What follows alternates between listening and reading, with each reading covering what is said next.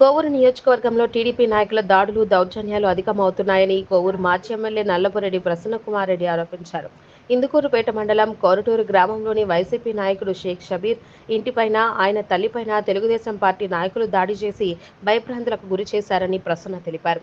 షబీర్ కుటుంబాన్ని పరామర్శించిన ఆయన దాడికి పాల్పడ్డ వారిపై కఠినంగా చర్యలు తీసుకోవాలని పోలీసులను కోరారు. ఈ కార్యక్రమంలో రాష్ట్ర పశుగణ అభివృద్ధి చైర్మన్ విజయ్ కుమార్ శ్రీనివాసులరెడ్డి, పమంజి శ్రీనివాసరావు, ఎంపీటీసీ స్వర్ణ శ్రీనివాసులరెడ్డి, స్థానిక నాయకులు, కార్యకర్తలు పాల్గొన్నారు.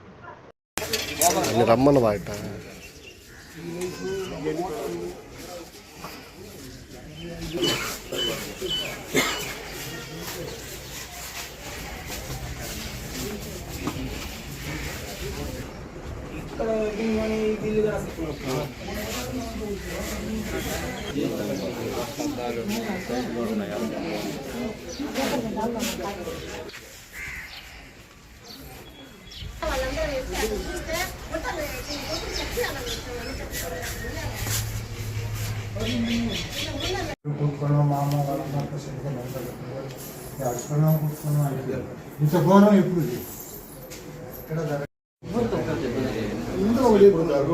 జరగలేదు.